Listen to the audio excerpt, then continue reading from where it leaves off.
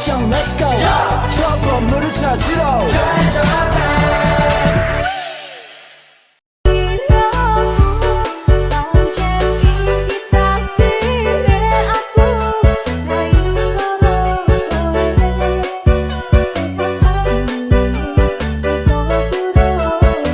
Lebih funky, remake.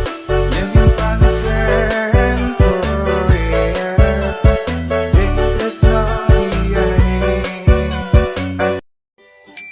Wilayah dan tata ruang wilayah merupakan bagian permukaan bumi yang dalam hal-hal tertentu dapat dibedakan bagian-bagian lain di sekitarnya. Contohnya, wilayah pedesaan berbeda dengan wilayah perkotaan. Ada beragam konsep wilayah. Hal ini terjadi karena adanya perbedaan dalam permasalahan ataupun tujuan pengembangan wilayah. A. Wilayah homogen dan wilayah formal. Wilayah homogen adalah tempat di mana populasi di suatu area memiliki karakteristik yang khas didasarkan pada kriteria alam seperti karakteristik fisik, misalnya wilayah Kalimantan Tengah dan Kalimantan Selatan yang termasuk wilayah homogen. B. Wilayah fungsional. Wilayah fungsional adalah wilayah yang menekankan keterkaitan antara komponen atau lokasi yang ditandai oleh beberapa aktivitas ekonomi, misalnya daerah metropolitan yang terdiri dari kota besar di Jabodetabek, atau Jakarta, Bogor, Depok, Tangerang, Bekasi. C. Wilayah vernakular atau wilayah perseptual. Wilayah vernakular adalah atau wilayah perseptual yang memiliki identitas unik karena persepsi orang tentang wilayah tersebut. Misalnya, Bogor kota hujan, Pekalongan kota batik, dan Banda Aceh kota Serambi Mekah. Perwilayahan atau regionalisasi merupakan upaya untuk membagi-bagi permukaan bumi menjadi unit-unit teritorial dalam lingkup dan tujuan tertentu. Salah satu contoh regionalisasi kawasan dunia adalah kawasan ASEAN yang terdiri dari negara-negara di Asia Tenggara. Tata ruang adalah wujud struktur ruang dan pola ruang. Pengertian ruang adalah geografi, selalu berkaitan dengan permukaan bumi pada gambar tampak kawah Gunung Tambora yang berdiameter 6 km dan kedalamannya 1.100 meter. B. Perkembangan dan pertumbuhan wilayah. A. Makna pembangunan wilayah. Makna pembangunan memiliki arti sebuah proses, cara atau perbuatan yang berkaitan dengan perubahan. Pembangunan nasional adalah upaya yang dilaksanakan oleh semua komponen bangsa dalam rangka mencapai tujuan bersama. Teori lokasi sebagai dasar perlunya pembangunan wilayah. Salah satu teori yang mendasari perlunya pembangunan berbasis wilayah adalah teori lokasi. Teori lokasi terbentuk karena letak dan persebaran sumber daya dipengaruhi posisi geografi yang unik. C. Konsep-konsep pembangunan wilayah. Yang pertama ada konsep pengembangan wilayah berbasis karakter sumber daya. Yang kedua ada konsep pengembangan wilayah berbasis penataan ruang. D. Faktor penentu pembangunan wilayah. Yang pertama ada faktor topografi. Yang kedua ada faktor klimatologi, yang ketiga ada faktor hidrografi, yang keempat ada faktor sumber daya hayati, dan yang kelima ada faktor demografi atau sumber daya manusia. E. Aspek utama pembangunan wilayah. Yang pertama, terdapat pada fakta bahwa faktor-faktor produksi bersifat lokasional. Yang kedua, ada setiap kegiatan usaha cenderung melakukan pemusatan kegiatan ekonomi secara spesial di lokasi tertentu.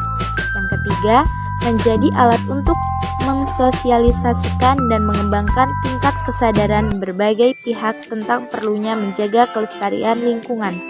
F. Pentingnya daya dukung wilayah untuk perencanaan pengembangan wilayah. Yang pertama ada daya dukung lahan pertanian. Daya dukung lahan pertanian adalah kemampuan lahan untuk menghasilkan tanaman pangan agar manusia dapat hidup yang layak. 2. Daya dukung lahan permukiman. Permukiman adalah bagian dari lingkungan hidup di luar kawasan lindung yang baik berupa kawasan perkotaan maupun pedesaan yang berfungsi sebagai tempat tinggal. 3. Daya dukung fungsi lindung. Daya dukung fungsi lindung merupakan kemampuan suatu wilayah dengan berbagai aktivitas penggunaan lahan di wilayah tersebut untuk menjaga keseimbangan ekosistem pada suatu wilayah. 4. Daya dukung fungsi ekonomi wilayah. Daya dukung fungsi ekonomi wilayah adalah kemampuan perekonomian suatu wilayah dalam mendukung konsumsi penduduk di wilayah tersebut. 5. Daya dukung ekologi. Daya dukung ekologi merupakan tingkat maksimum baik jumlah maupun volume pemanfaatan suatu sumber daya atau ekosistem yang dapat diakomodasi oleh suatu wilayah sebelum terjadi penurunan kualitas ekologis. G. Tujuan pembangunan wilayah. Pembangunan negara Republik Indonesia diperlukan untuk mewujudkan cita-cita nasional seperti yang tercantum dalam pembukaan Undang-Undang Negara Republik Indonesia tahun 1945. H. Wilayah pembangunan Indonesia. 1. Pembangunan wilayah Pulau Sumatera. 2. Pembangunan wilayah Pulau Jawa Bali. 3. Pembangunan wilayah Pulau Kalimantan. 4. Pembangunan wilayah Pulau Sulawesi. 5. Pembangunan wilayah Kepulauan Nusa Tenggara. 6. Pembangunan wilayah Pulau Maluku. I. Pembangunan wilayah berkelanjutan. Tujuan pembangunan berkelanjutan antara lain memastikan pola konsumsi dan produksi yang berkelanjutan, serta pengadaan air bersih yang sanitasi yang layak untuk semua. Pertumbuhan wilayah erat kaitannya dengan pertumbuhan wilayah. Pertumbuhan wilayah dapat didefinisikan sebagai laju pertumbuhan ekonomi suatu wilayah dalam kurun waktu tertentu. 1. Teori pertumbuhan wilayah. Yang pertama yakni teori basis sumber daya alam, yang kedua teori basis ekspor, yang ketiga teori pertumbuhan neoklasik, yang keempat teori ketidakseimbangan, yang kelima teori baru pertumbuhan wilayah. 2. Faktor-faktor yang mempengaruhi pertumbuhan wilayah. Kondisi geografis seperti topografi, kelembapan, temperatur, dan iklim selalu menjadi salah satu faktor penting yang membentuk ekonomi suatu wilayah, terutama sebelum ada industrialisasi.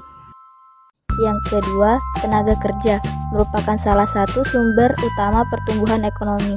Setiap wilayah memiliki jumlah dan kualitas tenaga kerja yang berbeda-beda. Yang ketiga ialah modal. Modal adalah segala sumber daya hasil produksi yang tahan lama yang dapat digunakan sebagai input produktif berikutnya. Modal manusia didefinisikan sebagai keterampilan, bakat, dan pengetahuan produktif seseorang.